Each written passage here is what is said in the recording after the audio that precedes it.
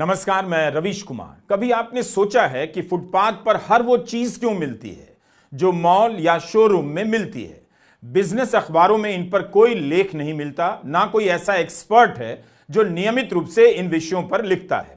इस पर ध्यान इसलिए आया कि हम रुपए के कमजोर होने के असर को समझना चाहते थे। कई तरह के लेखों से गुजरते वक्त लगा कि कहीं इसका जिक्र ही नहीं है कि रुपया कमजोर होगा तो भारत का आम आदमी कितना कमजोर होगा, उसकी खरीदने की शक्ति पर क्या असर पड़ने वाला है। $1 की कीमत 86 रुपए 61 पैसे हो गई है। बहुत सारे मीम बन रहे हैं, प्रधानमंत्री अब चुप हो गए हैं, तब तो खूब बोला करते थे।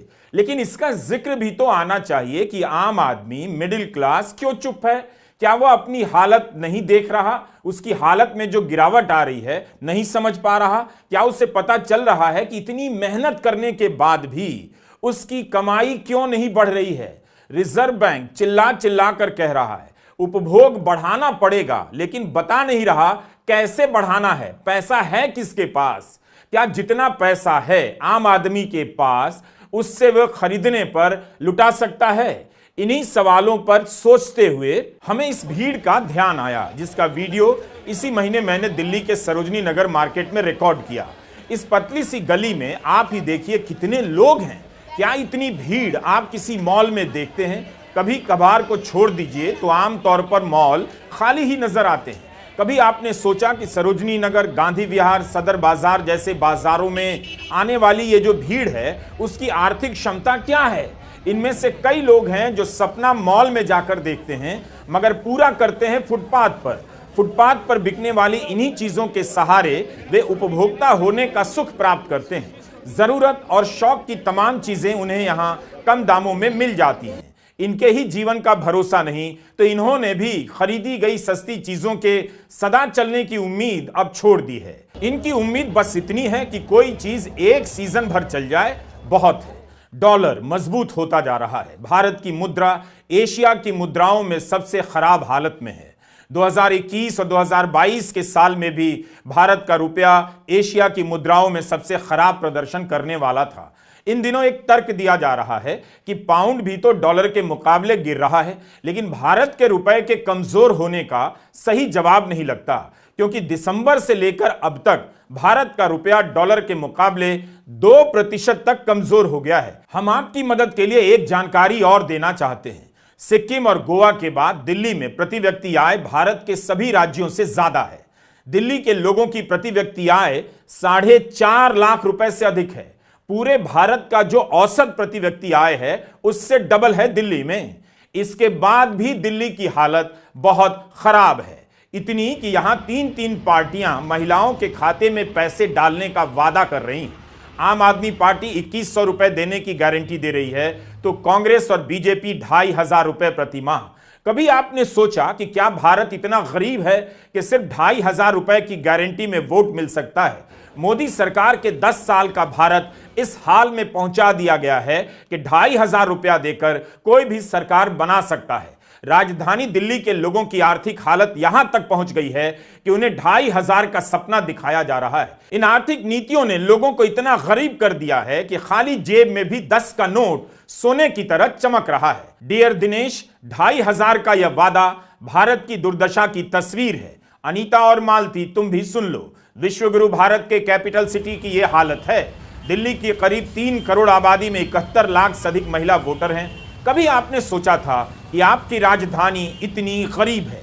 भारत का रुपया कमजोर होने के साथ साथ भारत का आम आदमी भी कमजोर होता जा रहा है। उसकी कमाई बढ़ नहीं रही और रुपया भी कमजोर, महंगाई ऊपर से बलजोर, तो जाहिर है आम आदमी पर असर पड़ेगा। भारत एक आयात प्रधान देश है। हम निर्यात की तुलना में आयात ज्यादा करते हैं। डॉलर के मुकाबले रुपए का कमजोर होना केवल डॉलर का मजबूत होना नहीं है, रुपया अन्य कारणों से भी कमजोर हो रहा है जिस पर बात नहीं हो रही। भारत की अर्थव्यवस्था में जो बुनियादी खोट है उसमें ठोस बदलाव नहीं आ पाया। आपने देखा होगा प्रधानमंत्री नरेंद्र मोदी जब किसी कार्यक्रम में जाते हैं उसे कितना भव्य बनाया जाता है। उन कार्यक्रमों की सजावट और विज्ञापन पर बहुत पैसे खर्च किए जाते हैं ताकि आपको लगे कि भारत कितना तरक्की कर गया है। लेकिन क्या भारत वाकई उतना तरक्की कर गया है जितना दिखाया जा रहा है? एक बार आप अपने शहर के उन बाजारों में घूम आइए जहां जरूरत की चीजें बिकती हैं। भारत का मैन्युफैक्चरिंग सेक्टर लगातार गिरावट में रहता है, या ना नौकरी दे सका ना निर्यात बढ़ा सका। फुटपाथ पर बिकने वाली चीजों में आपको चीन में बनी चीजें ही ज्यादा दिखेंगी। भारत की आबादी का बहुत बड़ा हिस्सा बहुत ही कम कमाता है।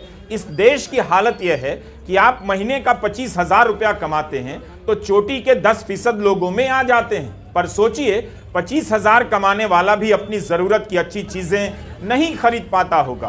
खाने पीने की चीजें फुटपाथ पर भी महंगी हो गई हैं। फुटपाथ के ये दुकानदार ना हो तो आधा भारत भूखा रह जाए, नंगा रह जाएगा। जो लोग काम पर निकलते हैं वो मुट्ठी भींचकर पैसे को पकड़े रहते हैं, फिर भी जब इन चीजों को खाते होंगे जेब खाली हो जाती होगी। एक साल में खाने पीने की चीजों के दाम औसतन 7.7% महंगे हो गए। खुद आरबीआई का कहना है कि लोग अपनी आय का पहले से ज्यादा बड़ा हिस्सा खाने पर खर्च कर रहे हैं।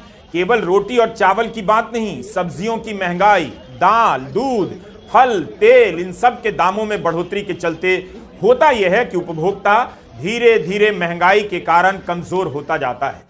भारत का आदमी जूते से लेकर जैकेट तक इन्हीं फुटपाथों से खरीद रहा है। इनमें से कौन टिकाऊ साबित होगा, कौन नहीं, किसी को पता नहीं होता। मगर आम आदमी के पास विकल्प नहीं, उसे यह रिस्क लेना पड़ता है और इन चीजों को बहुत देर घूरते रहने के बाद, अब विश्वास व्यक्त करने के बाद भी खरीदने का फैसला वह कर ही लेता है। अपनी जिंदगी की तरह खरीदा गया माल भी वह भगवान पर छोड़ देता है। फुटपाथ पे जूते बेचता हूँ, हो गई 7 साल। 150 का 150 का है। महंगाई बहुत है, क्या करे भाई। बीबी बच्चे पालने हैं, वही रेट अभी है, वही रेट अभी है। महंगाई बहुत है। मैं जूते का मजदूरी करता था, अब मैं फल लगाता हूँ। 4-5 साल हो गए मुझे। अब तो पहले रुपये में 75% का घाटा हो गया था, 60% का घाटा हो गया। तो चाइना का माल आने से नुकसान हो गया हमें। पहले कारखाने में मजदूरी करते, मजदूरी नहीं मिली तो ये लगा लिया था हमने। एक आदमी कितनी मेहनत कर रहा है, कितना मामूली कमा रहा है, उसकी कहीं कोई बात नहीं। गोदी चैनल देखिए या बिजनेस अखबार देखिए, ऐसी तस्वीरें नजर नहीं आती जैसी हमने आपको इस वीडियो में दिखाई। असली भारत को एकदम से गायब कर दिया। मीडिया ने मिडिल क्लास ही नहीं, आम आदमी को भी माइनस कर दिया है। बिजनेस अखबार भी रुपए के गिरने की खबर को ईमानदारी से नहीं बता रहे हैं। उन्हें बताना चाहिए कि रुपए के कमजोर होने से भारत का आम आदमी कितना कमजोर हो रहा है। भारत का दवा उद्योग कच्चे माल के आयात पर निर्भर करता है। अगर रुपया कमजोर होता रहा तो आने वाले दिनों में दवाओं की लागत बढ़ जाएगी, क्योंकि आयात महंगा होगा, जिसके कारण दवाएं भी महंगी हो सकती हैं। पेट्रोल डीजल और महंगा हो सकता है। चुनाव के दबाव में सरकार भले न दाम बढ़ाए, लेकिन इससे सरकार का आयात बिल तो बढ़ेगा ही, जिसका असर दूसरी जगहों पर दिखेगा। भारत में लोग इलाज के कारण गरीब होते जा रहे हैं। एक बीमारी आती है, पूरे परिवार की कमाई उड़ा ले जाती है। इसका हल आप केवल बीमा से नहीं निकाल सकते, बल्कि अब तो लोग बीमा के प्रीमियम से परेशान हैं। प्रधानमंत्री मोदी कभी कभी अपने भाषणों में याद करते हैं कि उनकी सरकार आई तो एम्स की संख्या 7 से बढ़कर 23 हो गई, लेकिन इसके बाद भी 10 साल में दिल्ली एम्स की भीड़ घटी नहीं। आज भी लगता है कि एम्स भारत में एक ही है। सितंबर की इस खबर को देखिए। एको इंडिया हेल्थ इंश्योरेंस की 2024 की एक रिपोर्ट में यह बात सामने आई है कि भारत में स्वास्थ्य संबंधी खर्च 14% बढ़ गया है, महंगा हो गया। इसमें यह भी बताया गया है कि लोग स्वास्थ्य पर होने वाले खर्चे का 62% हिस्सा अपनी जेब से भर रहे हैं। इसलिए केवल बीमा से काम नहीं चलेगा। राहुल गांधी रात में एम्स के बाहर खुले आसमान के नीचे सोने वालों से मिलने गए। एम्स में इलाज कराने आया भारत यहां दिख जाता है। इलाज के इंतजार में लोग ठंड में इस हाल में रह रहे हैं। वैसे यह हालत यूपीए के समय भी रही, लेकिन नेता प्रतिपक्ष ने ऐसी जगहों का चुनाव कर इस सवाल को फिर से केंद्र में ला दिया कि महंगे इलाज ने आम आदमी को मार दिया है। केवल इलाज महंगा नहीं, इन मरीजों के साथ राहुल का यह वीडियो याद दिला रहा है कि राज्यों और जिलों में इलाज का ढांचा चरमरा गया होगा। अगर वो मजबूत हुआ होता तो यहां हालत बेहतर नजर आती। मोदी सरकार यहां वहां एम्स बनाने का दावा करती है, वादा करती है, हेडलाइन छप जाती है, लेकिन राहुल गांधी का यह वीडियो बता रहा है एम्स के लिए जमीन का अधिग्रहण और बिल्डिंग का बन जाना, अस्पताल का बन जाना नहीं होता। एक सवाल और है, गोदी मीडिया ने इस भारत को भी अपने पन्नों और टीवी के पर्दे से माइनस कर दिया। नेता प्रतिपक्ष के जाने के बाद भी आपने कितने चैनलों पर इलाज के मारे भारत की हालत पर चर्चा देखी होगी।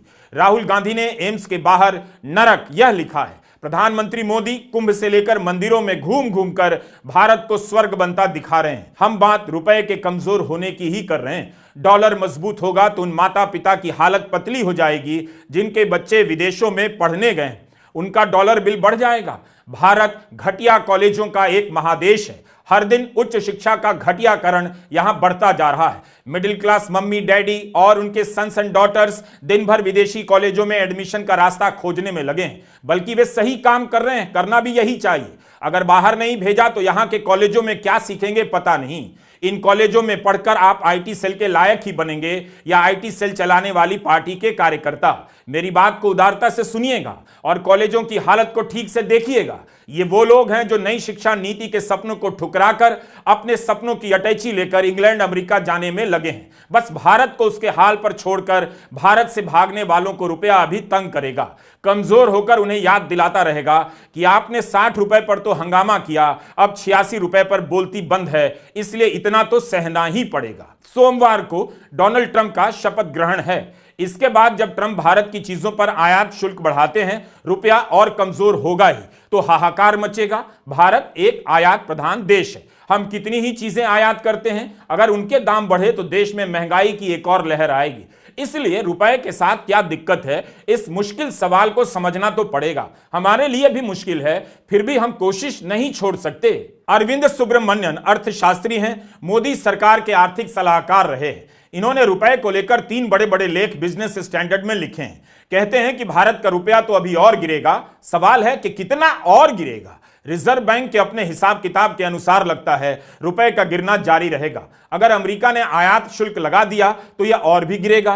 रिजर्व बैंक के पास अब 2 ही विकल्प हैं, या तो रुपए को धीरे धीरे गिरने दिया जाए या एक ही बार में बड़े स्तर पर सरकने दे दिया जाए। दोनों ही मामले में रिजर्व बैंक के लिए कदम उठाना आसान नहीं। रुपया चाहे धीरे धीरे गिरे या एक ही बार में धड़ाम से गिर जाए, दर्द दोनों में होना है। अरविंद सुब्रमण्यन आगे लिखते हैं कि धीमे गिरने से अटकलें चलेंगी कि अब क्या क्या होगा, और तेज गिरने से अर्थव्यवस्था में अफरा तफरी मच जाएगी। जो भी हो, अर्थव्यवस्था को इसका सामना करना पड़ेगा। बाजार में तो इसकी भी बात हो रही है कि $1 की कीमत 90 रुपए या उससे भी नीचे जाएगी। आप कितना भी याद दिलाइए कि 2014 में प्रधानमंत्री मोदी यह सब कहा करते थे कि रुपया गिरता है तो प्रधानमंत्री की साख गिरती है, देश की साख गिर जाती है। उनके पुराने बयानों को वायरल कराते रहिए, जितनी खुशी है कीजिए। प्रधानमंत्री मोदी एक शब्द नहीं बोलेंगे इस पर बोलने के टाइम में वे किसी धार्मिक आयोजन में चले जाएंगे, ताकि आपको लगेगा कि इन दिनों अर्थव्यवस्था को छोड़ धर्म को बचाने के बड़े काम में लगे हैं। प्रेस कॉन्फ्रेंस तो उन्होंने 10 साल से नहीं की, तो इसकी कोई संभावना नहीं कि इन मुद्दों को समझने वाले पत्रकार उनसे सवाल जवाब करने का अलौकिक सुख प्राप्त कर सकेंगे। तो जवाब आपको नहीं मिलेगा, लेकिन आपकी अपनी माली हालत कैसी है यह तो आप जानते ही हैं। शेयर बाजार में गिरावट का लंबा दौर रुकता नजर नहीं आ रहा। सोमवार को ट्रंप के शपथ के बाद क्या हाल होगा देखना बाकी है। जनवरी के 13 दिनों में 13 लाख करोड़ से अधिक स्वाहा हो गए। 17 जनवरी को सेंसेक्स 423 पॉइंट गिरा और निफ्टी 108 पॉइंट। लगातार दूसरे हफ्ते मार्केट गिरा, 2 हफ्ते में कुल 3% गिरा है। आईटी में सबसे ज्यादा गिरावट है। इस हफ्ते निफ्टी आईटी 6% गिरा है। पिछले 1 साल में निफ्टी आईटी इतना कभी नहीं गिरा। अमेरिकी निवेशक भारतीय बाजार से पैसा निकालने में लगे हैं। इसकी भरपाई में घरेलू निवेशकों का पैसा बाजार में डाला जा रहा है, लेकिन कब तक डीआईआई के भरोसे विदेशी निवेशकों की भरपाई करेंगे। बीजेपी समर्थक कहने लगे हैं, क्या हुआ, विदेशी निवेशक चले गए तो जाएं, घरेलू निवेशक खरीद लेंगे। लेकिन यह ना तो तस्वीर सही है और ना सच्चाई।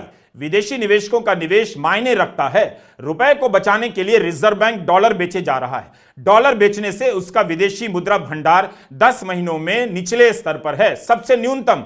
आप अचानक से विदेशी निवेशकों और निवेश या विदेशी मुद्रा भंडार को बेकार साबित नहीं कर सकते। जब उनकी संख्या बढ़ती है तब फिर गांव-गांव में नाच कर बताते हैं, डांस करते हुए, कि दुनिया भारत में पैसा लगा रही है, यह भारत का दौर है। तो अब बताइए, पिछले 10 महीनों से विदेशी निवेशक क्यों पैसा निकाल रहे हैं? क्या दौर जा रहा है? सितंबर के आखिर से लेकर अब तक विदेशी मुद्रा भंडार में 79 अरब डॉलर की कमी आ गई है। भारत की अर्थव्यवस्था में चकाचौंध पैदा की जा रही है, लेकिन अब बाजार के जानकार देखने लगे हैं कि यह चमक उतनी असली नहीं है। हालांकि उन्हें पता पहले से था। भारत की अर्थव्यवस्था में कुछ बुनियादी खोट है। उसके कारण यह सब गिरावट है, ना कि केवल कच्चे तेल के दाम में वृद्धि के कारण या डॉलर के मजबूत होने के कारण। ये सब बहाने के तौर पर इस्तेमाल हो रहे हैं। 10 साल तक एक पार्टी की सरकार के बाद भी लोगों की बचत दशकों में कम है। आम आदमी पर लोन का बोझ बढ़ गया है। कब तक आदमी फुटपाथ पर बिकने वाली चीजों के सहारे अपने सपनों को पूरा करेगा? भारत की गरीबी और बेकारी यहां के नौजवानों को दूसरे युद्ध में भाड़े का सैनिक बना रही है। विदेश मंत्रालय ने बताया है, रूस की तरफ से युद्ध करते हुए 12 भारतीय नौजवान मारे गए हैं और 16 लापता हैं। कौन ले गया उन्हें? जवाब है, भारत की बेकारी ले गई। जिस जवानी को भारत माता के काम आना था, वो जवानी रूस में जाने किस देवी के काम आ रही है। बहुत ही सैड है, बहुत ही सैड है। नमस्कार, मैं रवीश कुमार।